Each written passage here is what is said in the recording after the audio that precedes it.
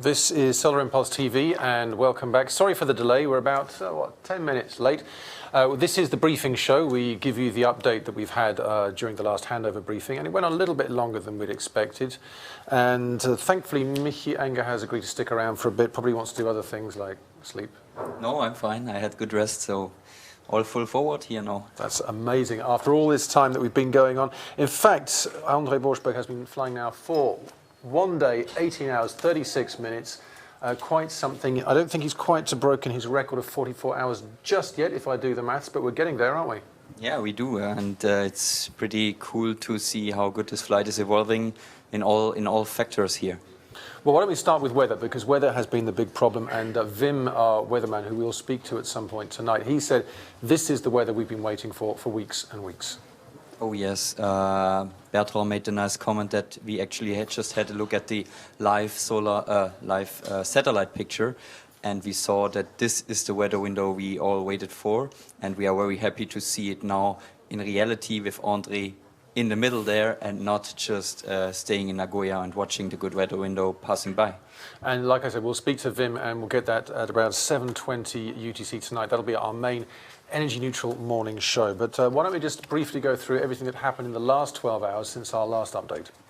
Yeah, the last 12 hours André was at high altitude, now in the mission descent and night loitering. So last 12 hours were driven by cold temperatures in the cockpit, wearing the oxygen mask for a long time, I think 8.5 hours, no rest, cold temperatures, and weather was fine in that sense. Energy was fine, but nevertheless it's tough up there, as he also tweets. Yeah. Well, I know there's not much to see because it is dark, and he's resting during this period as much as possible. But let's take a quick look at the SATCOM now. If we can take a look at the SATCOM picture of André in the cockpit. There you go. Can we see it on the screen here as well? There's not much to see, just little bits and pieces of the plane, and it's, as you said, been warmer than expected. Yes, it is warmer than expected. Not than expected, but it's warmer than we anticipate. We anticipate about 20 degrees, so it's all fine. It's low. We fly ISA plus 20 degrees, so International Standard Atmosphere plus 20 degrees centigrade. But at low altitude now, it's warm, it's fine. But at altitude, he had minus 20 degrees outside air temperature, and inside the cockpit around -5 to -10. Pretty easy. Yeah. Especially with that enormous, big, thick coat he was wearing, it looked very comfortable. Okay, now we're going to look ahead to the next few hours. So we have Sol 2, Sol 3 moving into the third day for Solar Impulse. This is the third solar day, not exactly a 24-hour day, of course, because we're moving across, moving forward towards our final destination, moving east. So, Michi, let's talk us through this. So we are now in descent phase. Well, now we are already in level flight, so we are after 12 Zulu already, so we have this descent phase here on the blue line, and then now level flight at 8,000 feet. We even descended a bit further, because if we are lower, we save more energy, we are more efficient. But we have to remain above low-level clouds, which for the moment go up to tops maybe 6,500 feet maximum. So we will remain above these clouds now, and as you see here, the shadowed area is the night, and then at around 1710 Zulu, we will have sunrise. There's going to be a U-turn as well. Now, if people follow Solar Impulse on our website, they can see the Google map, and sometimes they see the plane facing the wrong direction. This is going to happen in this phase as well. Remind people why we have to do a U-turn. Well, we do U-turns. It's a bit of difference. One thing is we do holdings to do the correct timing to deal with the weather. So what we see here on this black points is that we do a holding here, strategic 1-2 hours, to later on have a good timing to cross the front on the next day. And then we do in the morning with sunrise, with the solar generator switch on, we turn the aircraft with the tail towards the sun. This we also call U-turn, to have more efficiency, a better angle to the sun with our solar cells on the wing. Okay, so what you mean there is that it's given the angle of sun at that time of day, by turning the plane around, we make sure that all of these 17,248 cells get the maximum power to power the plane and power the batteries. Exactly. It's not that we are flying back to Nagoya, it's just to make it more efficient. No, I can reassure everyone that we are going all the way to Hawaii. That is 100% sure. So good battery state of charge. That's all looking good. And we mentioned the first front crossing, Sol 3, once we're in this phase here.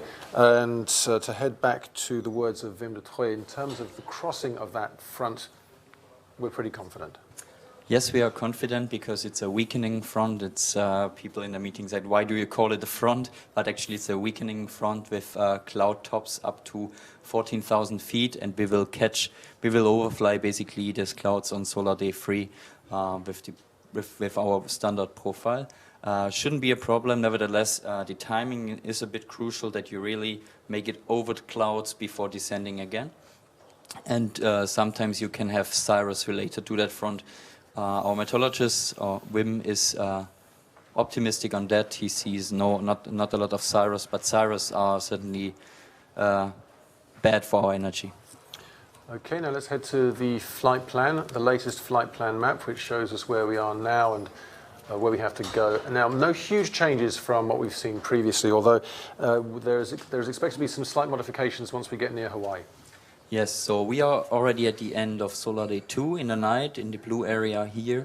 And the next day, and what you see here in blue is low altitude, red is high altitude, and blue is low altitude. And we will cross this front feature here somewhere in that area on Solar Day 3.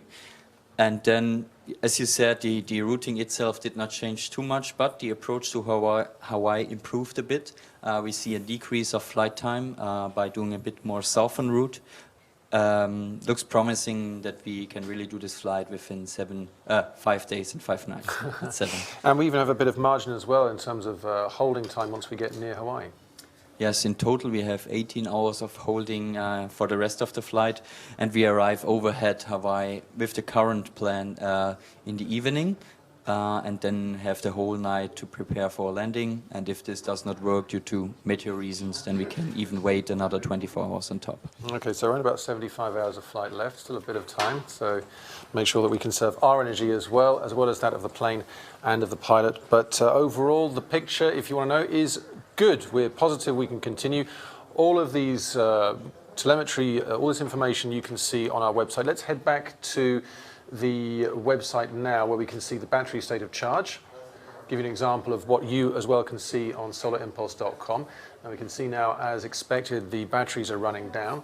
We're still about 79%, 78%. This is all very positive as well in terms of the amount of energy we're burning up in the batteries. Yes, it is, but you will see that, you will observe that this will go down pretty low. Not as low as yesterday, because we are down to 15% yesterday. Yeah, even less in the end. So we are now more in a northern latitude, so the night is shorter due to that. And so today we will go down to 15-20%, which is margin, but not too much, as we have low clouds below us, and you never know. Okay, so you can just click on the cockpit icon on solarimpulse.com to see all of this information. It's really fascinating. You can follow step by step everything that happens. Of course, our social media team is sending out tweets. We've got Facebook updates and loads of material throughout the website from the archives as well. And of course, we're with you on Solar Impulse TV with our experts like Mickey. Thank you very much, Mickey. You're welcome. And there'll be much more to come tonight. This will be our last chance to have a chat with Bertrand Piccard in the flesh here in the studio, because after Energy Neutral morning show tonight at 19:25 UTC or thereabouts, he'll have to head off to, of course, go to Hawaii, where he's looking forward to meeting Onno Borschberger. We have our team waiting in Hawaii as well. So once we get there, it's going to be quite some atmosphere. But long way to go. As I said, 75 hours of flight left, and we'll take you through it every single day. Thanks for watching solarimpulse.com, and come back for our big Energy Neutral morning show, which is later on tonight.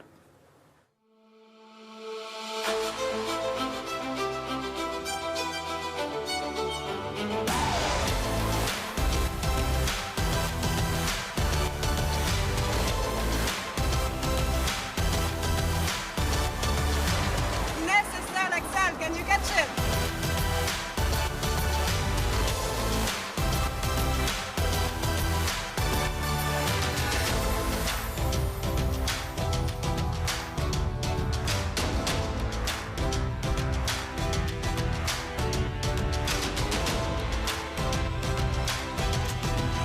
Sven, yours.